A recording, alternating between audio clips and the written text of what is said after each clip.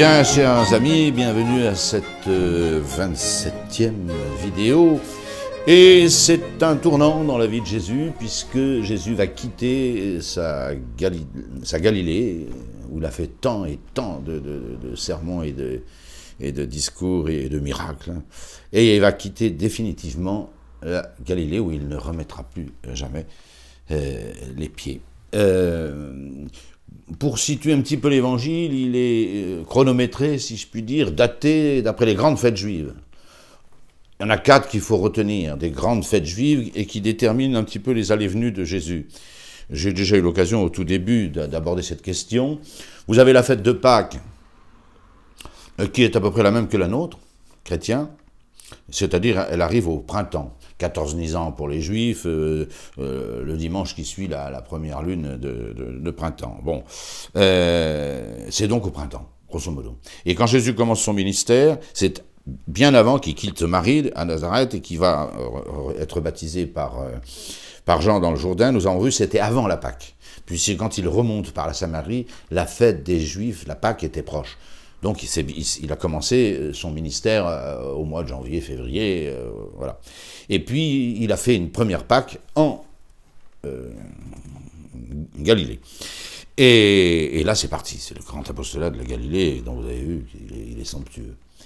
Jésus passera encore toute une année, d'une Pâque à l'autre, et ne fera un voyage à Jérusalem qu'à la fête de Pentecôte. La fête de Pentecôte, c'est comme la nôtre.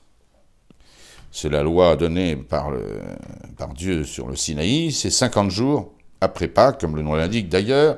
Elle est donc à peu près dans les mêmes créneaux que nos fêtes de Pâques et de Pentecôte. Voilà.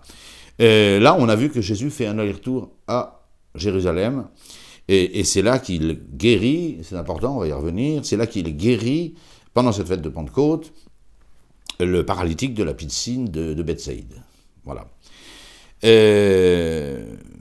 Ensuite, Jésus revient, et c'est ce que nous avons raconté les dernières fois, il revient en Galilée, pratiquement toujours, quoi, et il va y rester jusqu'à la fête des tabernacles.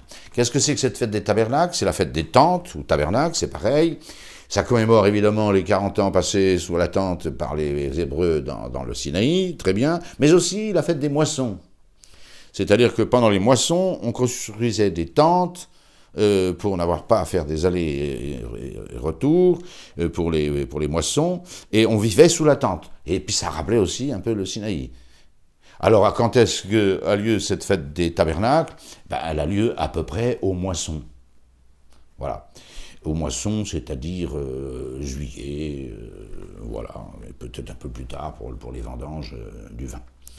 Mais il y avait quand même 8 jours de fête. Et on va voir que Jésus monte à cette fête des tabernacles. Et puis finalement, il y avait la fête, alors carrément, cette fois-ci, à la fin de l'année, nous verrons ça, la fête de la dédicace du temple.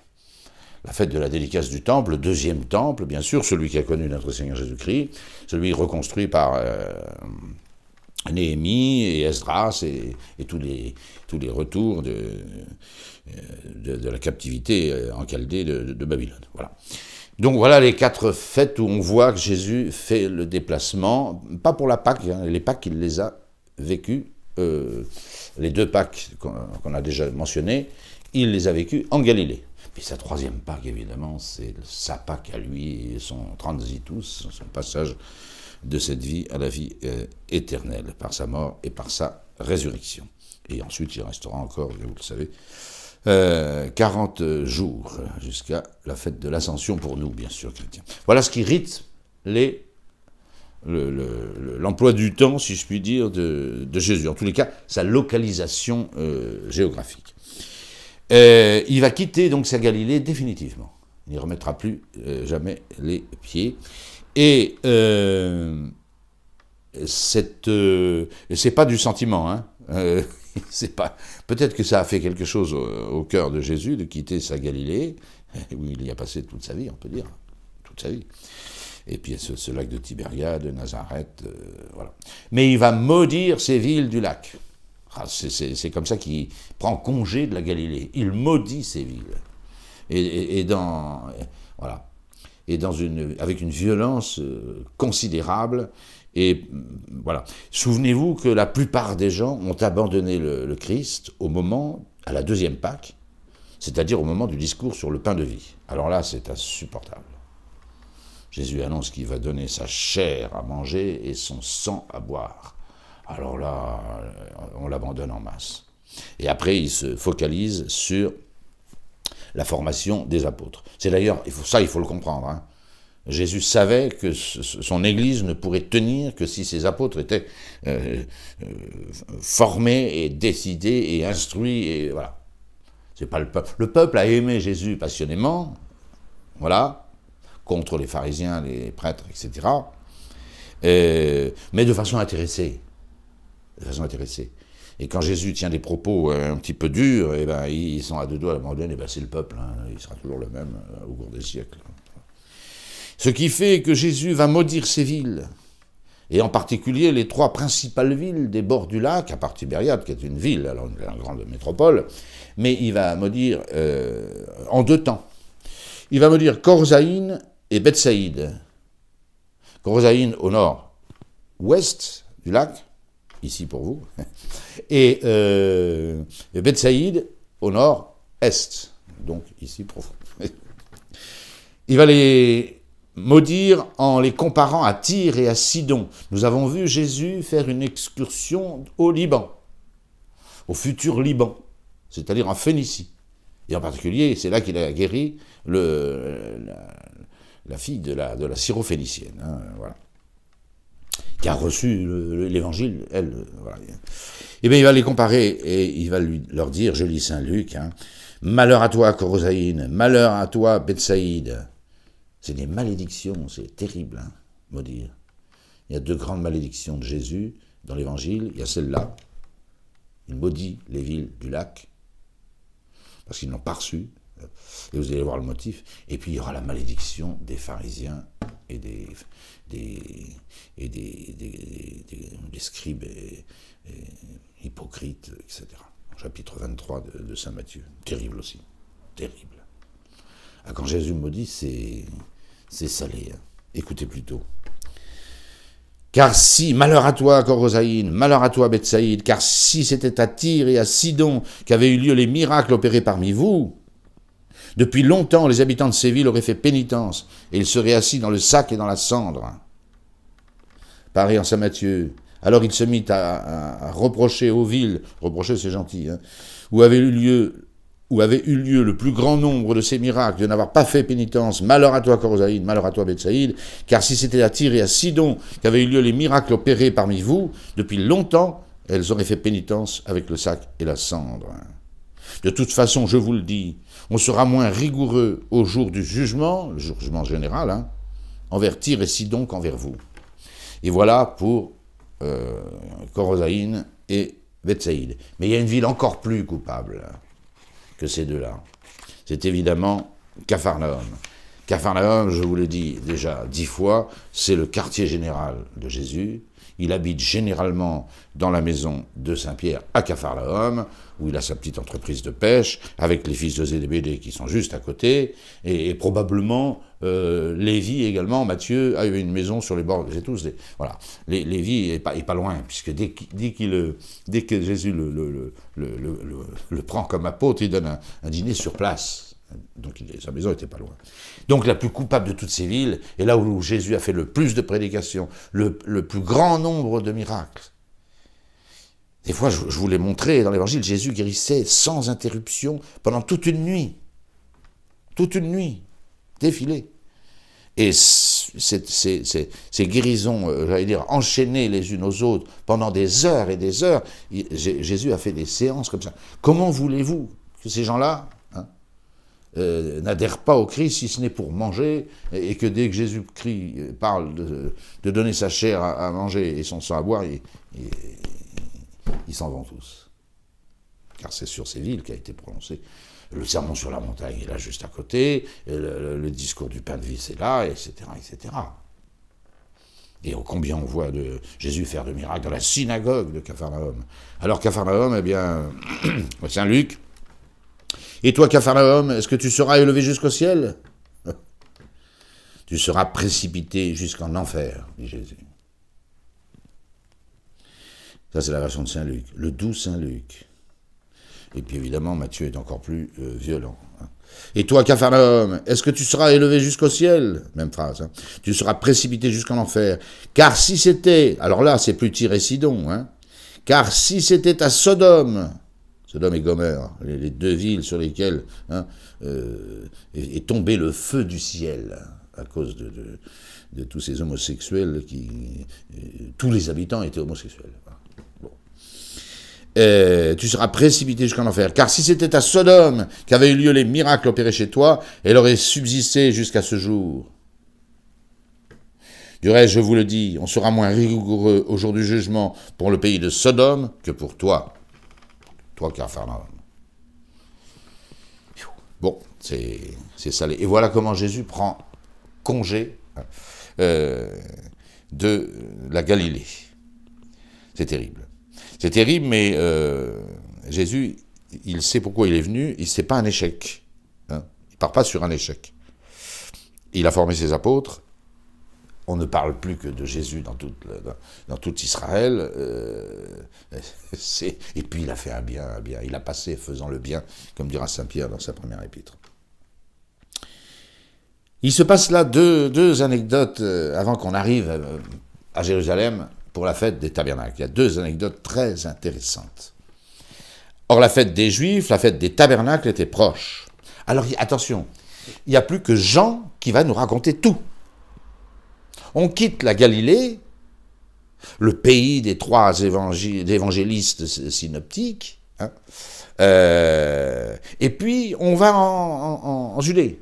Et à partir du moment où Jésus quitte la Galilée, c'est Jean qui prend le relais. Et la chronologie jusqu'à la fin de l'évangile, c'est celle de Jean. Alors que jusqu'à présent, pas depuis 1 an et demi, 2 ans, de ministère de Jésus, on ne suit que pratiquement, on voit Saint Jean l'évangéliste monter 2 fois, en gros. Il est monté au premier voyage, la Samaritaine et les noces de Cana, et il est monté à la 2e Pâque, pour raconter, ça on voit bien qu'il y était, la multiplication des pains et entendre et recopier le discours du pain de vie. Voilà. Encore une preuve, s'il y en avait besoin, que Saint Jean l'évangéliste est un Judéen. Et là, il n'arrête plus. Il connaît tout sur Jérusalem, il connaît le moindre déplacement de Jésus autour de Jérusalem. Voilà. Ça ne veut pas dire que les 3 synoptiques ne vont pas encore intervenir. Ils vont même raconter une foule de paraboles. Mais ces paraboles, elles ont été racontées dans la Judée. Car Jésus n'est pas toujours à Jérusalem jusqu'à la dernière Pâque. Il est souvent à prêcher dans le temple, mais il circule, et on le voit circuler.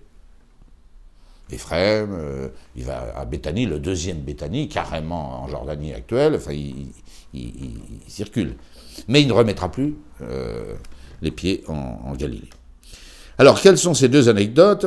Ce sont ses frères. Attention, c'est important. Or, la fête des Juifs, la fête des tabernacles était proche. Ses frères lui dirent donc, attention, si vous lisez ce texte, sans voir qu'il s'agit de ses frères, vous pensez qu'il s'agit des apôtres ou des disciples, et vous ne comprenez plus rien. Et vous ne comprenez plus rien. Quand Jean nous parle des frères de Jésus, nous les connaissons, nous les avons déjà rencontrés. Hein. C'est Jacques, c'est José, Simon et Jude. Ils sont nommés. Voilà les 4 frères, cousins bien sûr, de Jésus, je n'y reviens pas. C'est eux qui vont trouver Jésus et qui lui disent « Pars d'ici, quitte la Galilée ». Je cite Saint Jean, et va en Judée, afin que tes disciples, donc les frères, demandent à Jésus de partir en Judée pour que ses disciples, c'est pas les mêmes personnes, voient aussi les œuvres que tu fais, car personne n'agit en secret s'il cherche à être lui-même en évidence. Puisque tu fais ces choses, ces choses, c'est ces miracles étonnants que fait Jésus. Manifeste-toi au monde. Et Saint Jean d'ajouter ce que nous avons déjà constaté et même cité, car ses frères eux-mêmes ne croyaient pas en lui. Donc le quatuor, ici, là, de Jacques, José, Simon et Jude, ne croient pas en Jésus. Et ils l'envoient ils essayent de l'envoyer en Judée, hein, pour que les miracles qu'il fait,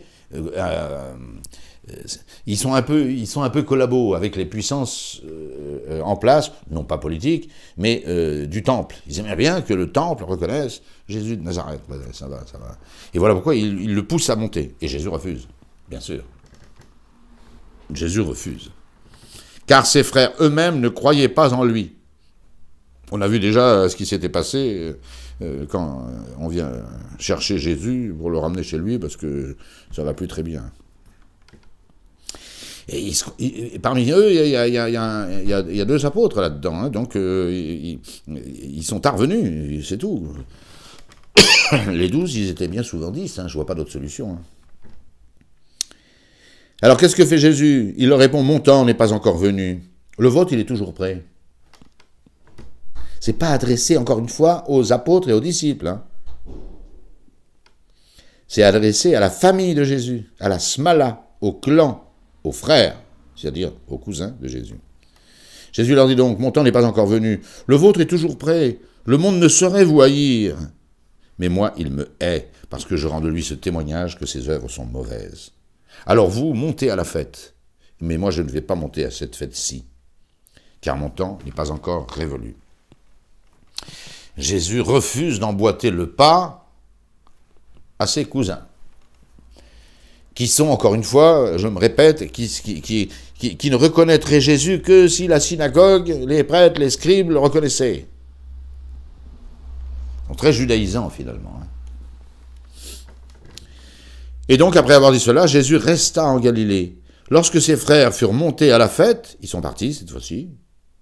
Donc, vous voyez, ils vont à la fête plutôt que de rester avec Jésus, hein, c'est clair. Alors, lui aussi monta, mais non pas au grand jour, mais en secret. Je pense avec ses apôtres et ses disciples. Mais en tous les cas, pas sur l'invitation, et pas avec fracas, encore qu'il va se faire remarquer, mais pas avec fracas, faire une entrée solennelle. Son temps n'est pas encore venu. Il en fera une entrée solennelle, Jésus, à Jérusalem. Et comment? Le jour des rameaux, et dans la gloire, et dans les hosannas, et dans la liesse du peuple. Mais là, il va monter, non pas sur l'injonction de ses cousins, certainement pas, qui sont mal intentionnés, et qui ne croient pas en lui, mais discrètement, pour continuer son apostolat en Judée. Et vous allez voir, on n'est pas au bout de nos surprises. Alors à Jérusalem, c'est l'effervescence. C'est un tout petit pays, hein, qu'Israël. Et tout ce qui s'est passé en Galilée, Jérusalem le sait. On a vu plusieurs fois, souvenez-vous, des ambassadeurs, des pharisiens, des scribes, des grands prêtres, monter en délégation pour surprendre Jésus dans ses paroles, etc. Et lui reprocher le sabbat et tout ça, enfin de violer le sabbat, etc. Donc quand il arrive, c'est déjà l'effervescence. Les Juifs donc le cherchaient à la fête et disaient « Mais où est-il » Et il y avait dans les foules beaucoup de chuchotements à son sujet. Les uns disaient « Il est bon, très bon. Hein » D'autres disaient « Mais non, il séduit les foules, c'est un séducteur. » Personne, cependant, ne parlait de lui librement par peur des Juifs. Donc, tout le monde pense à Jésus, mais personne n'en parle librement. Et Jésus divise tout le monde.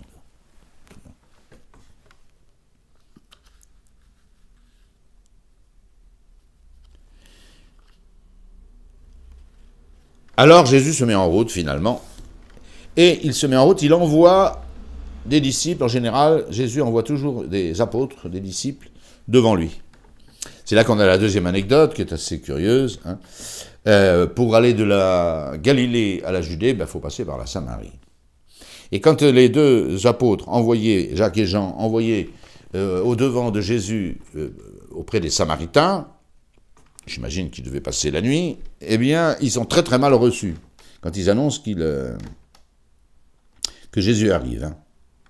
Mais ces Samaritains, on ne sait pas quel est le village, peut-être que c'est Sichar, l'endroit de la Samaritaine, dans l'autre sens, bien sûr.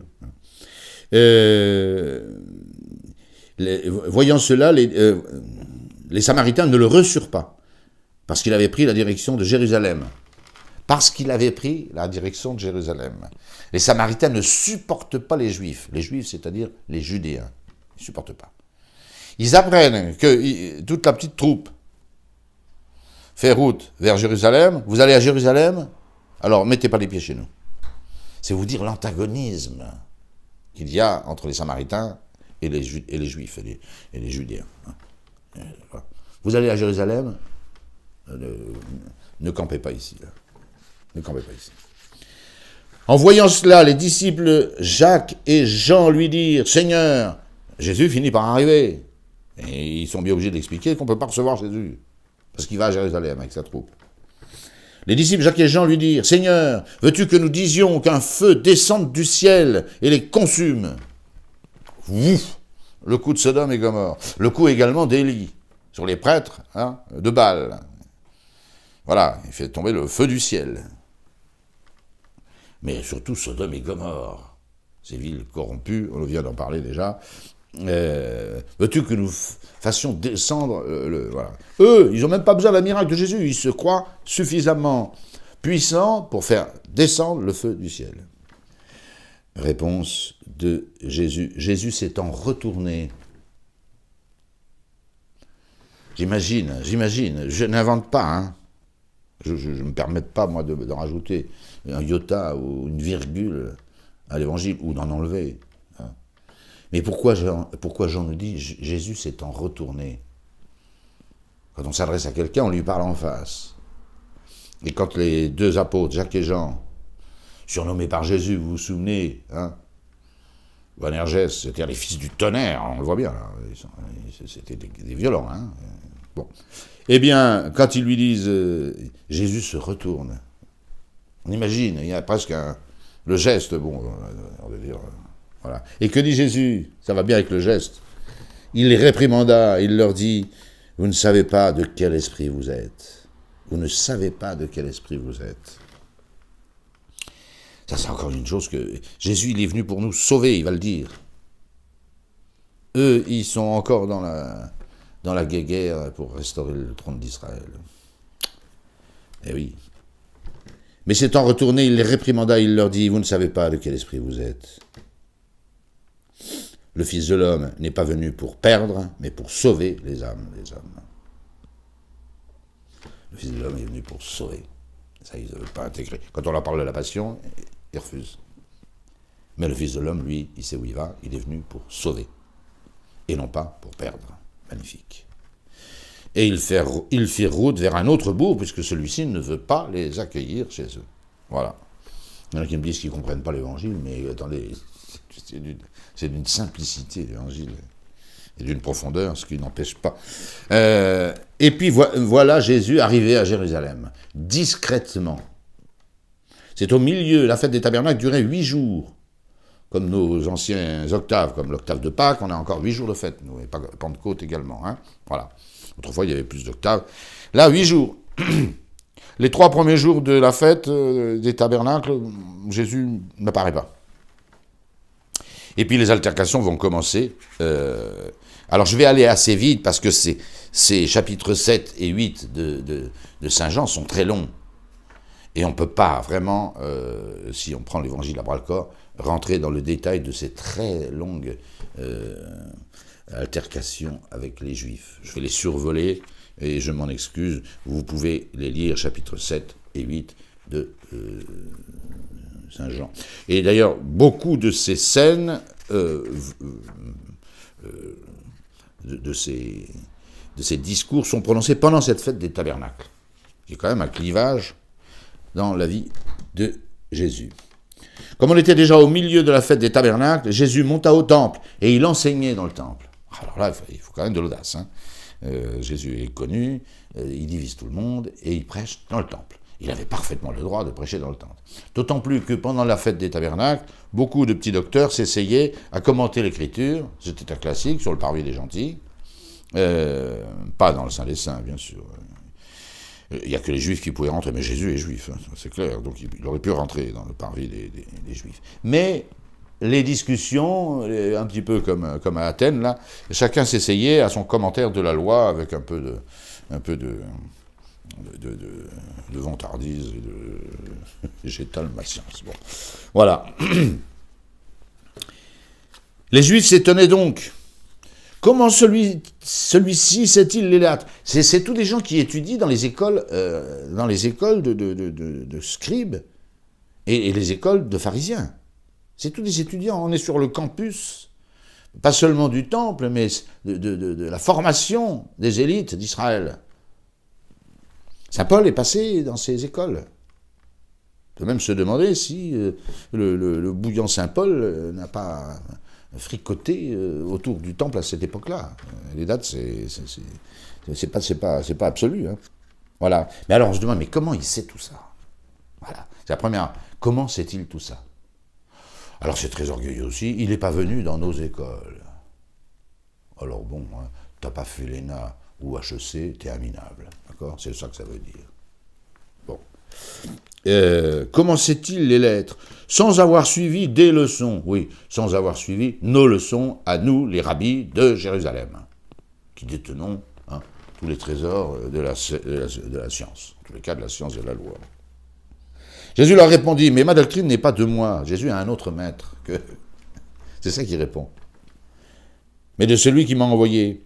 Si quelqu'un consent à faire sa volonté, il saura si cette doctrine vient de Dieu ou si c'est moi qui parle de moi-même. Car celui qui parle de lui-même, c'est eux ça,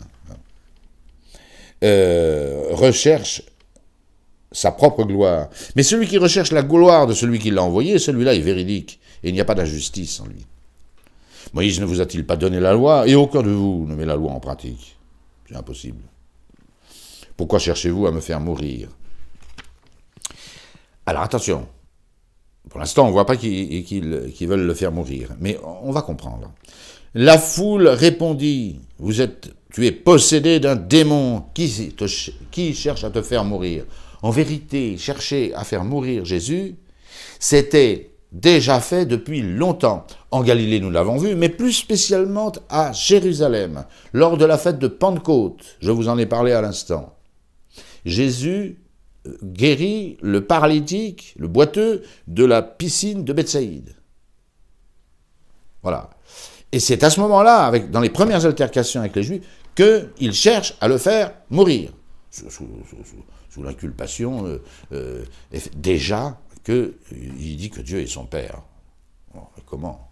J'ai déjà parlé de tout ça. Jésus leur répondit donc, j'ai fait une œuvre. Cette œuvre, c'est la guérison du paralytique de la piscine de Bethsaïda, à la Pentecôte précédente. Et vous vous étonnez de tout cela. Moïse vous a donné la circoncision, donc elle date de Moïse, puisqu'elle vient des pères. Abraham avait déjà la circoncision. Et un jour de sabbat, vous pratiquez la circoncision. Si c'est pas une œuvre servile, ça. Hein. Si un homme reçoit la circoncision le jour du sabbat, d'après ce que vous faites, vous, pourquoi, afin que le sabbat ne soit pas violé, la loi de Moïse, et contre moi, vous vous irritez parce que j'ai complètement guéri un homme le jour de sabbat. C'est encore mieux. Puis c'est moins servile. C'est par une parole que Jésus guérit. Hein. Tandis que la circoncision, c'est plus technique. Ne jugez donc pas d'après les apparences, mais selon la justice. Ensuite, Jésus va révéler son origine divine. Grande objection à Jésus. Il va faire un miracle éclatant, hein, très bientôt. Il y a deux grands miracles de Jésus à Jérusalem, l'aveugle-né et la résurrection de Lazare. Enfin, un peu à côté. Ça, c'est deux miracles qui ont une incidence décisive. Et le premier va pas tarder. Quelques-uns de ceux de Jérusalem, toujours Jérusalem, disaient « Mais n'est-ce pas celui qu'il cherche à faire mourir ?» C'était vrai, ça. Puisque le propos de faire mourir Jésus date de la fête de la Pentecôte. Autrement dit, quelques 2-3 mois avant, au moins. Et voilà qu'il parle librement. Ils ne lui disent plus rien. Serait-ce vraiment que nos chefs ont reconnu que c'est bien lui le Christ? Mais pour celui-là, nous savons d'où il est. Le Christ, quand il viendra, personne ne saura d'où il est. La grande objection, alors ça j'ai déjà eu l'occasion de vous le dire, la grande objection qu'on fait à Jésus, c'est qu'il n'est pas de Judée. N'étant pas de Judée, il ne peut pas être le fils de David. Conséquence, il ne peut pas être le Christ. C'est QFD, c'est mathématique, c'est bien ficelé.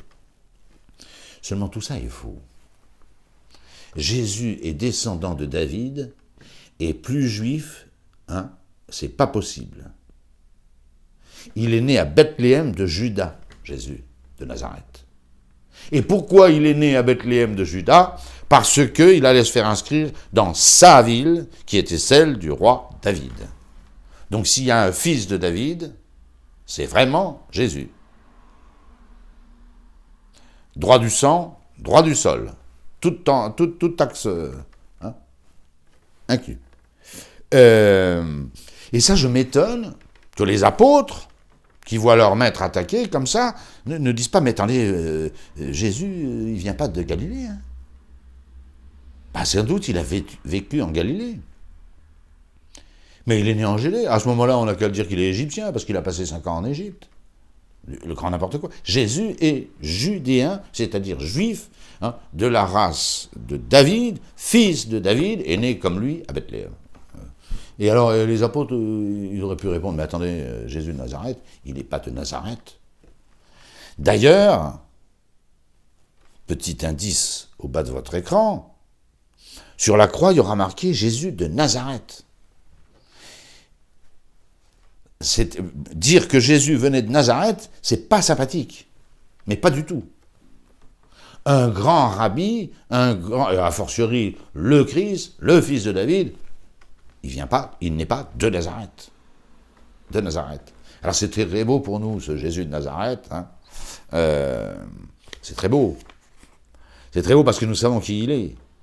Mais pour ceux qui l'écrivent, et même s'ils sont déjà furieux, parce qu'en dessous de Jésus de Nazareth, il y a marqué roi des Juifs. Alors ça, ils ne peuvent pas supporter. Voilà. Roi des Juifs, ça veut dire roi des habitants de Juda. C'est ça que ça veut dire. Donc voilà la grande objection. Mais lui, Jésus de Nazareth, on sait d'où il vient. Mais quand le Messie viendra, personne ne saura d'où il est. Jésus enseignait donc dans le temple et s'écria et dit « Vous me connaissez, vous savez d'où je suis, et cependant je ne suis pas venu de moi-même, mais il est dans la vérité celui qui m'a envoyé. Et vous ne le connaissez pas, mais moi je le connais parce que je suis toujours auprès de lui. Et c'est celui-là qui m'a envoyé. » C'est Dieu, bien sûr. Il cherchait donc à se saisir de lui, mais personne ne mit la main sur lui parce que son heure n'était pas venue. Comme Jésus annonce sa disparition. Nouvelle querelle, parce qu'il prêche ouvertement dans le temple. Et on sent que le brain trust du temple mollit.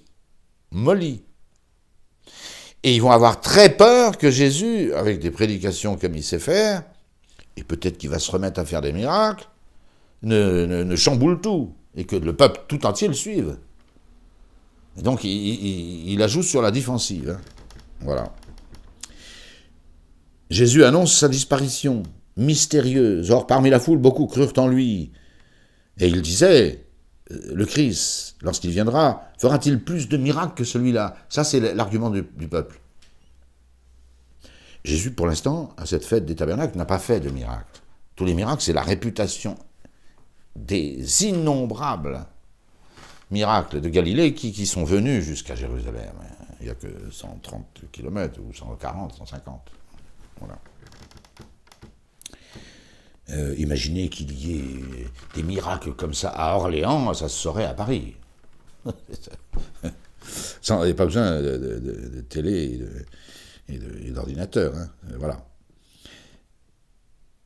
Alors Jésus leur dit, les pharisiens apprirent que la foule chuchotait de la sorte à son sujet, et les grands prêtres et les pharisiens envoyèrent des satellites pour se saisir de lui. C'est les gardiens du temple, ils sont sous les ordres des grands prêtres, uniquement. Il n'y a que les grands prêtres qui peuvent mobiliser les satellites, les gardiens. Jésus dit alors, pour un peu de temps encore, je suis avec vous, et je m'en vais vers celui qui m'a envoyé. Et vous me chercherez, et vous ne me trouverez pas. Et vous ne pouvez venir où je suis. Jésus parle de son grand départ, là, évidemment. Les Juifs se dirent entre eux, alors, chacun y va de sa petite version, hein. Où celui-ci prétend-il s'en aller, de façon que nous ne le trouvions plus? Est-ce vers ceux qui sont dispersés parmi les gentils, la diaspora, hein? énorme diaspora des Juifs, heureuse diaspora des Juifs, que saint Paul utilisera énormément pour son apostolat. Hein. Il y a des Juifs dans toutes les grandes villes de l'Empire romain, avec des synagogues et tout. Hein. Et ça c'est bien, même si ils seront rebelles pour la plupart à l'Évangile, c'est quand même un pied-à-terre que saint Pierre, saint Paul et tous les apôtres vont énormément utiliser. Hein. Est-ce qu'il va partir dans la diaspora, parmi les gentils, pour enseigner les païens, les convertir au Dieu d'Israël? Que signifie cette parole qu'il a dite, vous me chercherez et vous ne me trouverez plus? Voilà. Et le dernier jour, le plus solennel de cette fête, hein, Jésus se met à hurler sur le temple. Incroyable. Le plus solennel, Jésus se tenait debout et il s'écria, si quelqu'un a soif, qu'il vienne à moi et qu'il boive. Celui qui croit en moi, comme dit l'Écriture, des fleuves d'eau vive, s'écouleront de son sein. Ces eaux jaillissant en vie éternelle, Jésus les avait déjà promises, mais en privé, à la Samaritaine, lors de sa remontée de Jérusalem en Galilée. Là, il les annonce à tous ceux qui croiront en lui. Des fleuves d'eau vive, qui couleront de sa poitrine. Il dit cela de l'Esprit Saint, bien sûr, les apôtres comprendront. Voilà. Et puis ensuite, tout le monde chuchote, hein, avant l'épisode de la femme adultère, mais que nous raconterons la fois prochaine.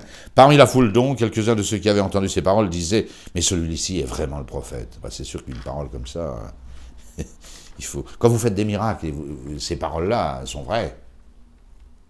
Encore une fois, le rôle des miracles. D'autres disaient « Mais c'est le Christ. » D'autres disaient « Mais est-ce que le Christ peut venir de Galilée ?» Toujours cette objection.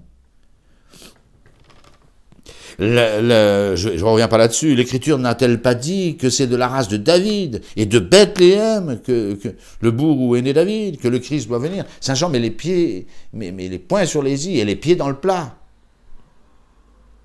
Et on voit bien que cette objection ne tient pas.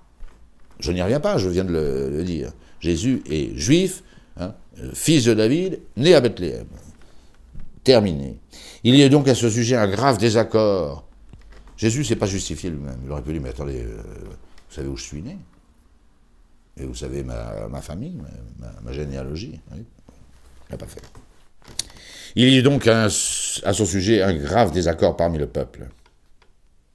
Quelques-uns voulaient se saisir de lui, voilà les satellites. Hein. Les satellites vinrent donc auprès des grands prêtres et pharisiens, et ceux-ci leur dirent, « Pourquoi ne l'avez-vous pas amené ?»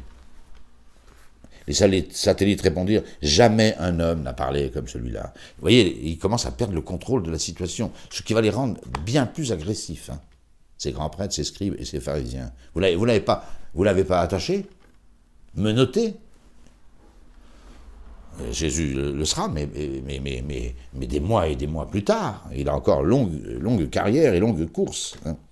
Les satellites sont tout ramollis. Mais vous l'avez entendu parler?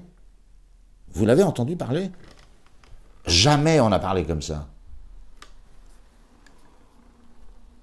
Vous aussi, vous vous seriez laissé séduire, répondent ces vieux juifs-là, grands prêtres et scribes. Est-ce qu'un seul des chefs ou des pharisiens a cru en lui? Voilà ce qui compte. C'est l'intelligentsia. C'est encore comme ça dans nos pays. Vous avez le prêt-à-penser. Qui confectionne le prêt-à-penser? C'est les grands prêtres, les scribes et les pharisiens. Et ils ont le pouvoir de chasser de la synagogue qui n'est pas d'accord avec eux. Donc le peuple fait très attention. Il faut comprendre cette querelle. Elle va nous retenir jusqu'à la fin de cet évangile. À bras le corps. Est-ce qu'un seul des chefs l'a reconnu? Et écoutez bien un peu, ça il faut avoir lu ce texte. Hein. Vous aussi, vous seriez laissé séduire, disent les grands prêtres. Hein. Est-ce qu'un seul des chefs ou des pharisiens a cru en lui? C'est ça qui compte. C'est nous, la loi et les prophètes, c'est nous. Gardiens du temple, grands prêtres et scribes, c'est nous. Et rien d'autre. On coupe tout ce qui dépasse. Le reste est nul et non avenu. Écoutez ce qu'ils osent dire. Mais cette foule, parce que la foule commence à rallier Jésus et à se poser de sérieuses questions sur son origine messianique, voire son origine divine. Mais cette foule, disent les pharisiens et les grands prêtres, qui ne connaît pas la loi, ce sont des maudits. Oh, incroyable. Là, on sent la haine qui monte. Hein. Cette foule, parce qu'elle se pose la question sur Jésus, ce sont des maudits. C'est nous qui faisons la pluie et le beau temps, hein, le vrai et le faux en Israël. Tout le reste, le peuple. Alors, ce qu'entendant, il y en a un parmi le Sanhédrin qui n'est pas d'accord avec ça. C'est Nicodème. J'ai déjà cité ce texte à propos de Nicodème. Celui qui était venu la nuit poser des questions à Jésus et que Jésus n'avait pas ménagé. Hein. Bon. Nicodème, qui était venu naguère auprès de lui, on a déjà dit ça, leur dit, et cependant, il était l'un d'entre eux. Donc il est membre du Sanhédrin, ce Nicodème. Est-ce que notre loi juge quelqu'un avant de l'entendre et de savoir ce qu'il fait? Le b.a.-ba de la justice. Tout de même, ils répondirent, « Es-tu toi aussi, originaire de Galilée ?» Il se fait traiter de Galiléen. Il n'est pas du tout Galiléen, Nicodème. Vous voyez, le Galiléen, c'est devenu un colibé, une insulte. Voilà. C'est la Judée qui fait la pluie et le beau temps. C'est nous qui faisons le vrai et le faux. Nicodème, simplement, parce qu'il est membre du Sanhédrin, dit, mais dites donc, est-ce qu'on a l'habitude de juger les gens sans même les entendre et regarder ce qu'ils font? Es-tu toi aussi originaire de Galilée? Mais vous voyez le mépris. La foule, c'est des maudits, et ce membre unique du Sanhédrin qui dit, attention, il faudrait peut-être quand même être juste de temps en temps là. Hein, es-tu toi aussi originaire de Galilée? Examine et constate qu'il ne surgit pas de prophète de la Galilée. Ce qui est totalement faux. Il y a eu des prophètes en Galilée. Alors Jésus va continuer comme ça, d'enseigner dans le temple, jusqu'au moment où on lui amène cette femme surprise en flagrant délit d'adultère. C'est là que nous repartirons, si Dieu veut. À la prochaine vidéo. Je vous remercie.